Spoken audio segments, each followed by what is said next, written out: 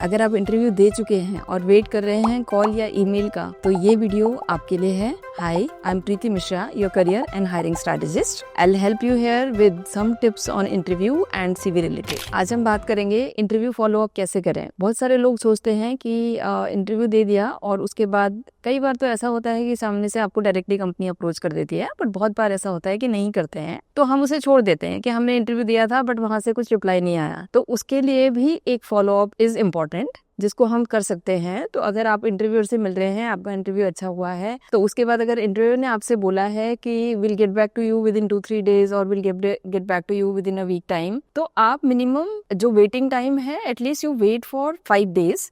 अगर आप 5 दिन के लिए वेट करते हैं और तब तक आपके पास कोई इन्फॉर्मेशन नहीं आती है, तो then you can send a mail to interviewer, जो जिसने भी आपका लिया है। आप उनको अगर मेल से कोऑर्डिनेट हुआ है या व्हाट्सएप से कोऑर्डिनेट हुआ है, तो you can just send them a polite message that thank you so much for this opportunity and I really enjoyed the discussion we had that day. जो भी डेट है फॉर दैट पोजीशन वो सब आप mention कर दो। I am just looking forward for any further steps, so how can we go forward. And नीचे अपना रिगार्ड्स में नाम और कॉन्टैक्ट नंबर जरूर मेंशन करें, क्योंकि ये कहने में ऐसा लगता है कि बहुत छोटी सी चीज है, लेकिन बहुत सारे लोग क्या करते हैं कि अपना कॉन्टैक्ट नंबर या डिटेल ऐसे मेंशन नहीं करते हैं। तो हमारे लिए वो चीज एकदम हैंडी होनी चाहिए कि हम फटाफट से किसी को कॉन्टैक्ट कर सकें। क्या नहीं करना है हमें फॉलो अप करते टाइम पे? गुस्सा दिखाना, कंप्लेन करना, प्रेशर बनाना, इमोशनल कोई डायलॉग लिखना, ये सब चीजें हमें नहीं करनी है, क्योंकि ये सारी चीजें हमारा प्रोफाइल खराब ही करेंगे, ये हमारा प्रोफाइल अच्छा नहीं करेंगे।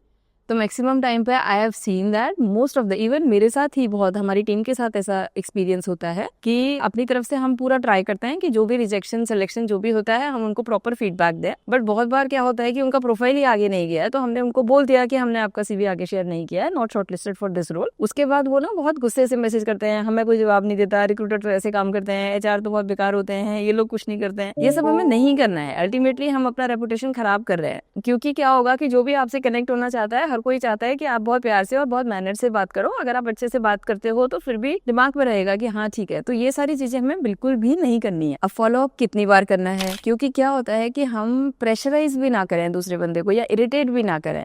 तो मोस्टली रिक्रूटर्स के साथ तो ये चीज बहुत नॉर्मल होती है कि कंटिन्यूअस हमारे पास फोन आते हैं, मैसेजेस आते हैं, व्हाट्सएप आएगा, मेल आएगा, लेकिन हमें ऐसा नहीं करना है। अभी आप 5-6 दिन रुक गए, आपने एक फर्स्ट मेल डाल दिया फॉर द फीडबैक। अगर वो फीडबैक का मेल का कुछ रिवर्ट आ गया तो फेयर इनफ, और अगर नहीं आया तो then again at least wait for 2-3 days मोर।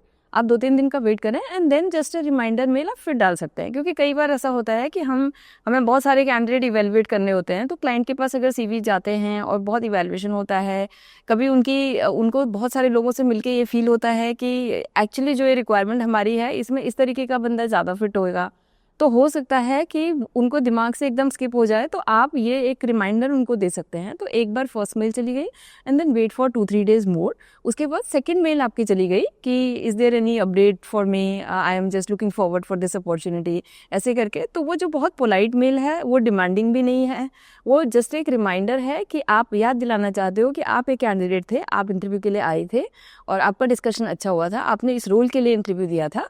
तो ये मैं जस्ट एक रिमाइंड आपको करा रहा हूँ या करा रही हूँ, बस हो गया। उसके बाद हमें नहीं करना होता है, बिकॉज वी डोंट नो।